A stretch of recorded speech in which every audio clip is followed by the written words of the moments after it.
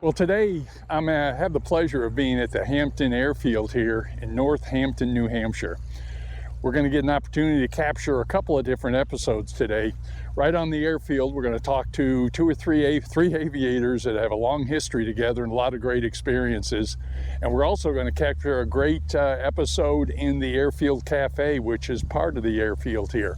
So stick with us, a lot to come here at the Old Fly Guy Network. Hey, welcome back to the Old Fly Guy Network. And today we have the pleasure of being in Hampton, New Hampshire at the airfield here in Hampton. And specifically, we're at the Airfield Cafe visiting with the owner, Scott, and his two children, Tyler and Ashley. And so, as you know, in the Old Fly Guy Network, we like to get out and see different places. And we're a long way from Williamsburg today. I think you're really going to love to hear the story about Scott and his family and their journey around the restaurant business and how their restaurant is a real anchor for this community and the airfield. So first of all, Scott, thank you. Ashley, thank you. And Tyler, thanks for spending some time with us today. This has been a great journey. Not to spoil, spoiler alert here. We spent it with some of the other fellows earlier today, and we'll get those guys on camera here soon. But tell us a little bit. We're in Hampton, New Hampshire. Yep. We're actually technically in North Hampton. North Hampton. Thank you. Yes, I saw that and I knew I would miss that, but I'm glad you corrected that. I hope that's okay. No, it's perfect. I want to get it right. There is a little portion of the runway that is in Hampton. Wow. So Okay. a little insight that you might not have heard yet. The airfield started in Hampton in 1945. It moved here in 1945. It was in Hampton. Okay. And it's been here since 1945. We were blessed as a family. We had a restaurant before. The economic turndown of the 90s caused the hotel that we were in to go out of business. I went to work for a furniture store for a little while, and my parents were actually babysitting for an air traffic controller that used to fly out of here. His name was Scott Coleman. Really nice guy. But my parents were watching his kids. He came over to the house one day and he's like, "Hey, Joe," which was my father, Pappa Joe. Everybody knew him as, because his son, he called my dad Pappa Joe, and it stuck. So he said to him, he goes, "Hey, there's a little airport a little breakfast lunch place at the airport. They need somebody to run it." So my dad came up, looked at it. I came, looked at it, and geez, I told my dad, I'm like, "I don't know if this is going to work, Dad. It's off of Route 1, no visibility." I'm like, "I'll keep working at the furniture store. I'll work weekends with you." Within, let's see, that was July. By December, I was here full time. And everybody thought we were going to do it seasonally, but to make it work, we had to make it work year round. Back then, the runway wasn't paved, so the winters were a little bit rougher. But the community, the aviation community, really took us in. A lot of the commercial pilots that were flying out of here on a regular basis, people like John Carroll that you'll meet later, really helped us get going. They introduced us to all their friends, and pun intended, it took off from there. And when was this the first? Because you were in a different building than the one currently. By the way, I want to say that it's really a very unique atmosphere as we're looking up, and we'll get some pictures of all this. But what a great venue for this discussion. But I cut you off. You were saying you had a different building. We started, the restaurant was only originally 36 seats. Okay. So it was a hole in the wall, a little real mom and pop. It was just me, my dad, and my two sisters. It was the four of us running it. And pretty quickly, we got it to grow pretty good. Mike and Cheryl Hart were the owners of the airfield at the time. They were gracious enough to give us an opportunity. They were great to our family. Without them, we wouldn't be where we are now. And they gave us that opportunity, and we ran with the ball. We had a lot of slow winters and stuff, but as it got going, it kept growing. They expanded the restaurant for us. That would have been 22 years ago. We went up to like 56 seats, and we had some outdoor seating, and then it really grew from there. They sold the airport, I want to say it was about 12 and a half years ago. The new owner took over, and he built us this new building. We opened up July 4th, 2019. And so we're about 6.5 years. And this has been amazing. We're allowed to do so much more for the aviation community and for the locals. It's a great bridge because having a restaurant at an airport, it allows the community to feel part of the airport. Now, instead of complaining about the airplanes, they're coming to watch them and they're enjoying them. It also introduces, every day there's a little kid in the window watching an airplane that very high likelihood may at some point want to learn to fly. Right. And he may be your next pilot. You know what I mean? And it's really, and we've been here long enough now. So we're coming up, July 4th will be 30 years. Jeez. Seeing like kids that were learning to fly when we first opened are now captains, and, you know, some of them are even almost old enough to retire. Really cool. I've had some of their kids come to work for us. Okay. And that's fun. But it is a tight-knit community. Pretty sure you know yourself, the aviation community, it's family. Absolutely. And they took us in where we're not necessarily aviators, but we've given them a place to hang out, tell their stories, and made them feel welcome here. And we've really enjoyed it. Well, you know, I've been, my first time here, but I've been here for a couple hours now as we've had some discussion. Wonderful lunch, by the way. Thank you very much. But the trap, just getting a parking spot, was a little bit of a trick. I came in and I said, okay, I got to find someplace. And I found someplace, but you've had a steady crowd in here all day long. And like I said, the temperature this morning where I was at, left the Pelham area this morning, and it was 7 degrees. And this has been really comfortable in here versus having to do this out in the hangar somewhere. So, and the crowd is great. And the energy, I don't know, obviously I know just a few of your patrons, but again, if I haven't said it, they have been so complimentary of your family and what they've done for the community. And it's clearly, you're not just part of this airfield, you're a big element of the community. I hope we are. I feel we do a really good job. We do a lot of little things that we don't pound our chest on. We just quietly take care of things to try to help. We've let youth sports use the restaurant at night to have meetings, so many different things over the years, different charitable organizations that you've helped, and all the way around. It just, so many people kids have gotten their starts here. You know, currently we're employing right now, I think we're at around 65, 70 people for a small restaurant. That's an impact on not only the community, the people and people's livelihoods. It's clear just the energy. We've had the pleasure of talking on the phone a couple of times and kind of the planning, but your energy is 10 and above in what you're trying to do here. That's great. So you got some children we talked about, kids, children, whatever. I don't think children, I know that sounds very young, but they'll always be my children. They're always going to be your children. And I can totally respect that.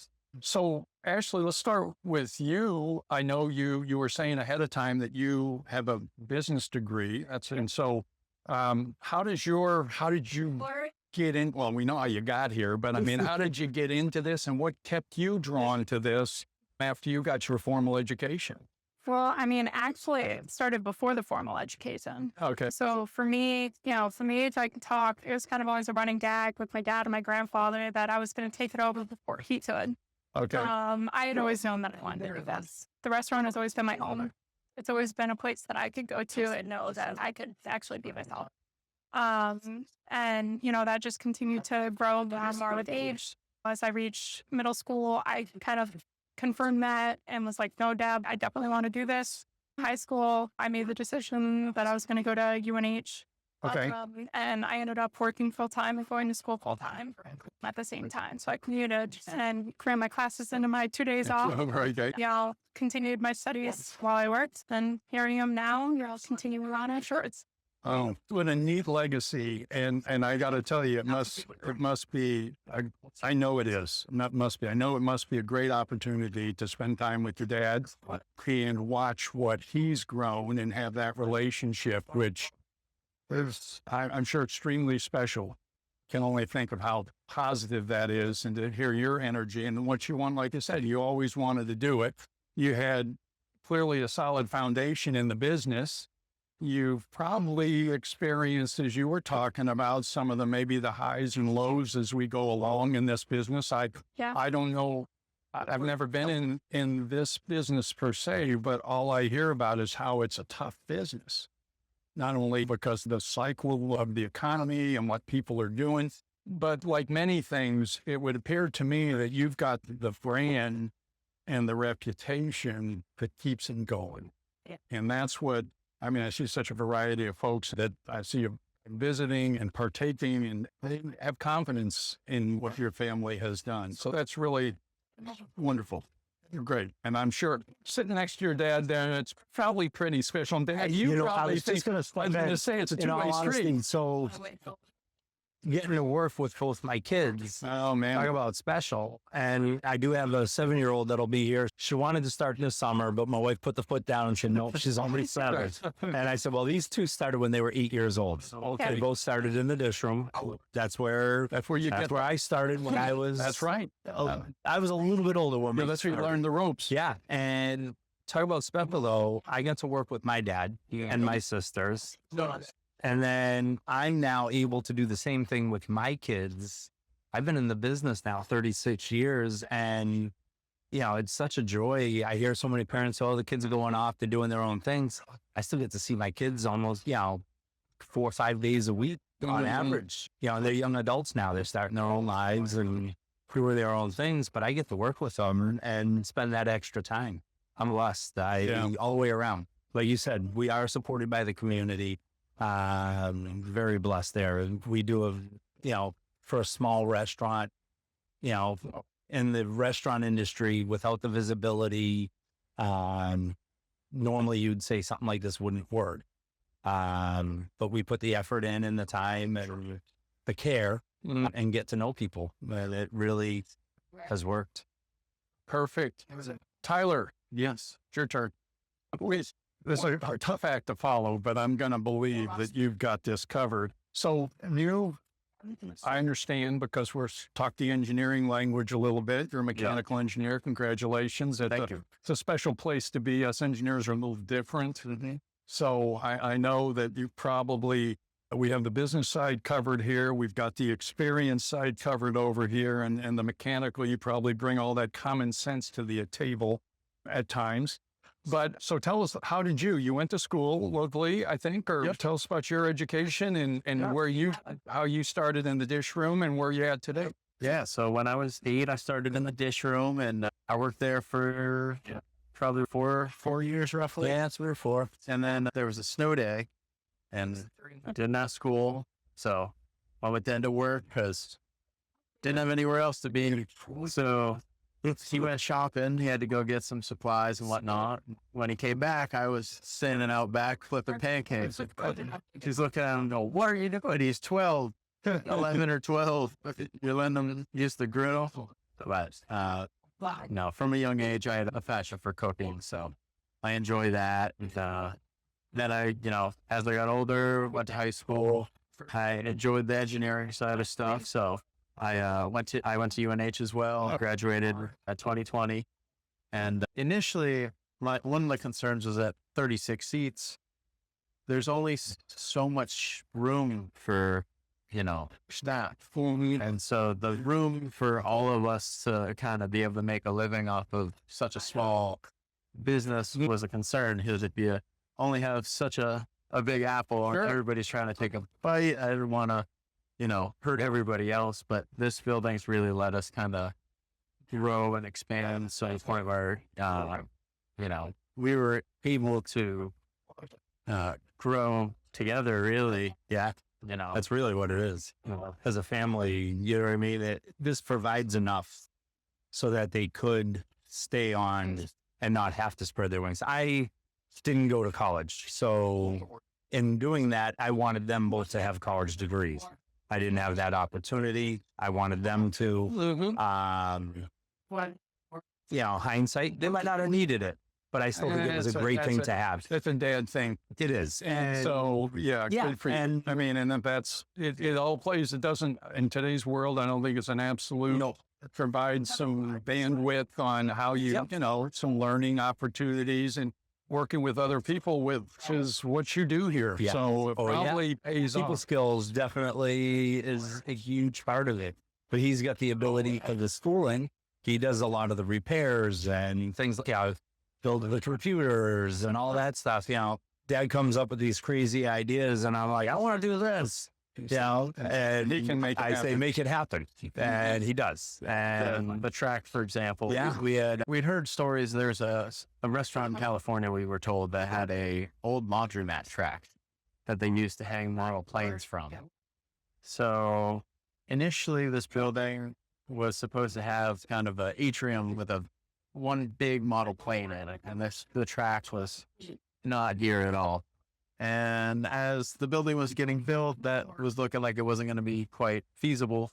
So we went, what else could we do to, spice it up a little bit? Right. So somebody kind of threw there, oh, you remember that story we heard about that restaurant? Yeah, that the had old the track? landlord. That would be pretty cool. So I went, huh, how would we pull that off? So I did some research about both laundromat tracks and commercial industrial tracks. And we found a company in Canada called Planiform. And typically they do large scale manufacturing plants like Ford, Toyota, huge industrial, moving cars, not small model planes. But I reached out to them and they thought it was just a cool idea. So they were on board. This is the smallest track they've ever done, actually. Okay. This is actually a garment conveyor belt system, but they custom built it for us. They slowed it way down compared to what it's normally meant to do.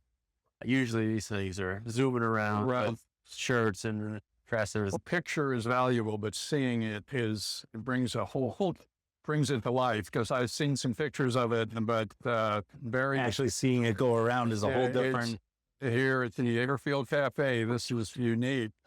What I liked what you said there, Tyler, was kind of neat, how you were, it sounds like there was a bit of a challenge. Is there enough for everybody? Yeah. And that's a very neat thing for you to consider in the whole process, that, to make sure you were not going to step on the overall success. But it sounds like as your business has grown, you folks have figured out how to spread that out with the kind of, 60 employees, 65 employees. You've clearly grown this thing.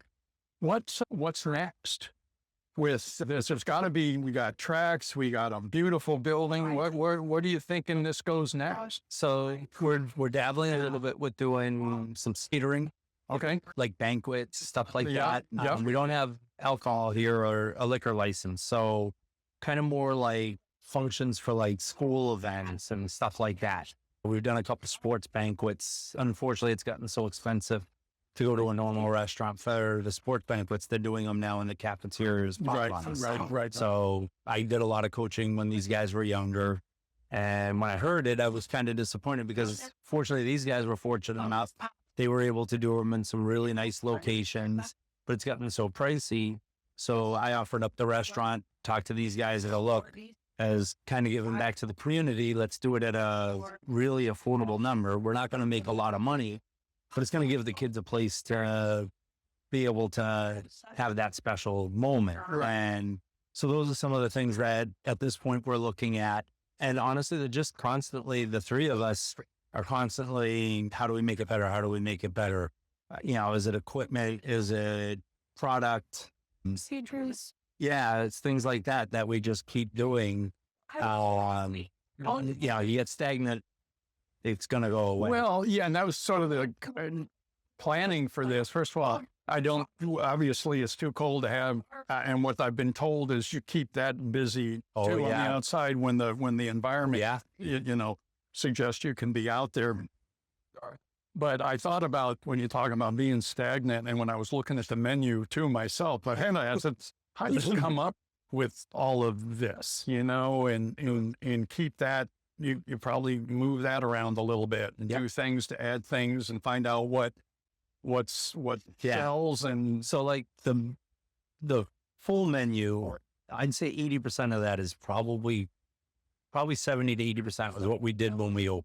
okay. And then The rest has been added, and then we do a lot with the specials. And the specials, I pull the crew together. I'll ask the wait staff if anybody's got something they want to try. I'll ask the cooks, and we kind of do the same thing. We treat it as a team, and we all pull together and go, okay, let's try this. And we'll bring some product in. We'll mess around till we get it right. And then we'll give it a try. And it allows the staff to feel part of it as they are, because without them, the business doesn't go. The reality of a restaurant is it's the people that make it. If you get the right people and the right mindset. That's a life skill right there that hands out on all fronts. Oh, yeah. So when you got that down, that's probably over 50% of your success is leveraging the people, leveraging, letting them have a say in the outcome and making them feel committed or invested in what's going on. That's something. So I'm kind of proud of this in the sense that as a small restaurant, my full-timers all have health insurance. They have dental. They have a retirement fund that we contribute to. They have disability and life insurance. So around here, at least, I don't know about nationally, but in our general area, there aren't a lot of restaurants that offer that. Sure. And it shows that I'm investing in them, or our family is. Sure. Because from a greedy point, we could just say, no, we can't do that and keep the profits. There's consequences. There is. And by offering it, one, I'm showing them that I care. I want them to be able to go to the doctors. I'm not even on our insurance. That's the funny thing.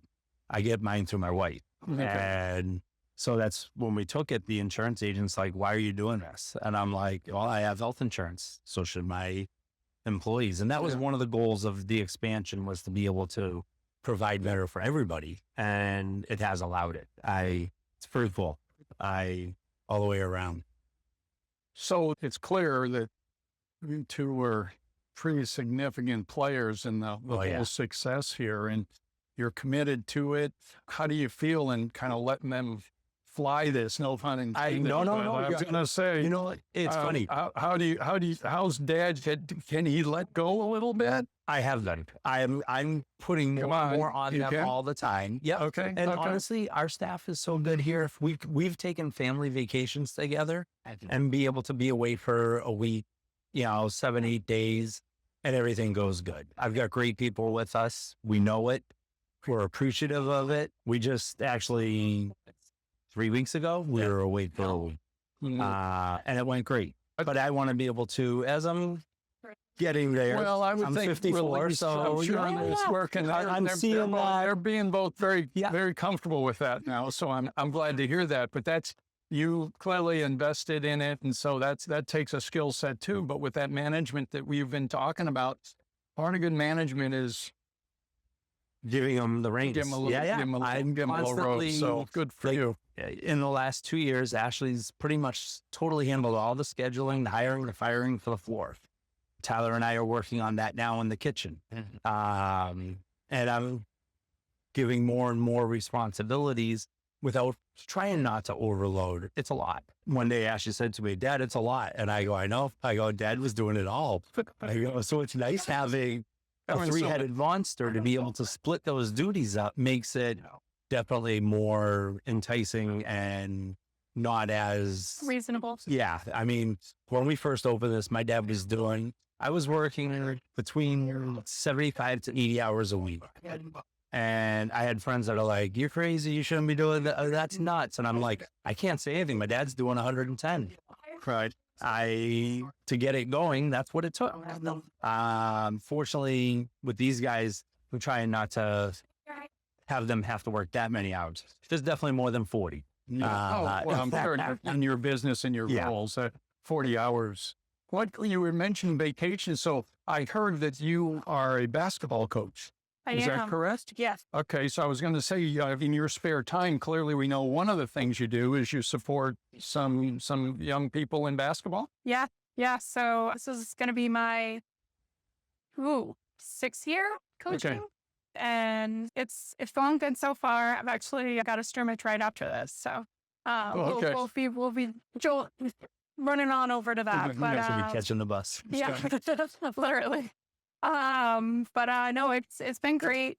You know, it's a nice way to get involved in the community too. Good for you. And it's a lot of fun. Basketball's always been another one of my passions. So it's nice to be able to still have that. I be a have part of something outside of work, because I'm sure that it's the infamous work-life balance is something. I'm not sure I got all that quite right at times, but it's good that you've you found some of that and you have the flexibility. And Yeah. Tyler, what about you when you're not creating magical things with mechanical stuff? What do you do outside of this?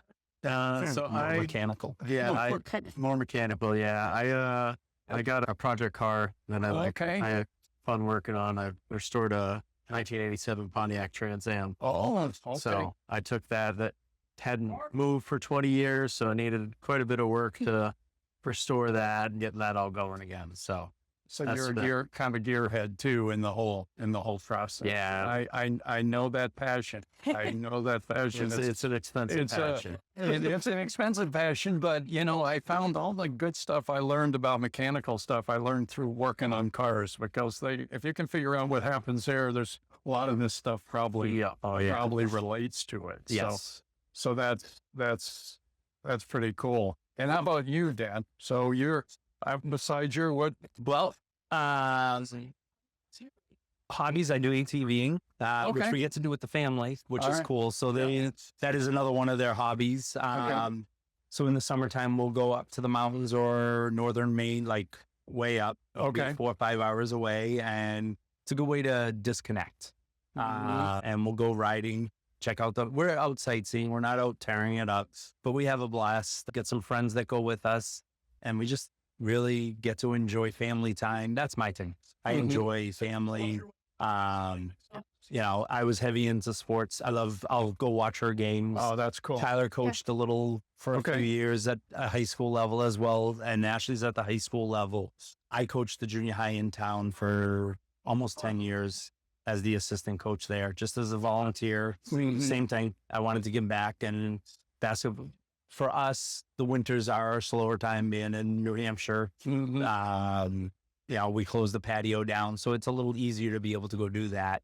And so I've enjoyed the basketball scene. Tyler was playing men's league, so we'd go watch that. Yeah. And then I got the 7-year-old. That's a hobby. Well, I was waiting for that one. Yeah, it's Lillian. Yeah. Well, it's hoping we might get a chance to see her still before we get out of here. But that's very, very cool that you have a new project there, and that's yeah. Well, what about real quick before I forget, aviation? I think you were saying that you're going to follow a little bit of that, or thinking about following some aviation, or someday. I'd love someday to get my pilot's license. A lot of it's I recently purchased a home, so that's financially going to put on the back burner for a while. But someday I'd love to. I've taken an introductory lesson, and I really enjoyed it. You have a perfect environment for it here, and do. With probably the resourcefulness that I would imagine you have, and the relationships, you probably could get a good bit of that going. That's sort of how I started, just on a little bit of literally a wing and a prayer, and some people helping me out in the very beginning, or else I probably would have never had the chance myself. And that's opportunity really kind of puts me where we are today. Yeah. You know, if I wouldn't have explored aviation and really wanted to learn more about the people behind it, that's really what I do with these discussions. And while we're not talking about flying up in the air, we're talking about what I heard today is about commitment, and I heard about giving back. What I heard about is family, and those are the things that really make it all, whether you're in the air or on the ground. I got to tell you, this been a great conversation. I truly appreciate you guys taking the time with me today and setting up and finding time. And you are right, the machine is still running around us here. And so you do have, everyone is dialed in pretty well. So congratulations to all three of you on your success and continued success. And I look forward to coming back. Awesome. I've now, like I said, I have some brothers and some sons in the area. Yeah. And I'm going to make sure I get back. I'm going to get Mike to take me up in the bird dog for sure. Definitely. So Mike, Mike, and come here. we're going to come here because you got families close to the Nashua area over there. So I'm going to get over there to see him. And I'm hopeful that we're going to get a chance to see you guys again. Maybe on a day we can sit outside. But so once again, Tyler, Ashley, Scott, thank you so much. You're doing great here. Been an absolute pleasure. And I know those don't fall off, right? No. Okay, good. Knock on wood, we haven't had any fall off.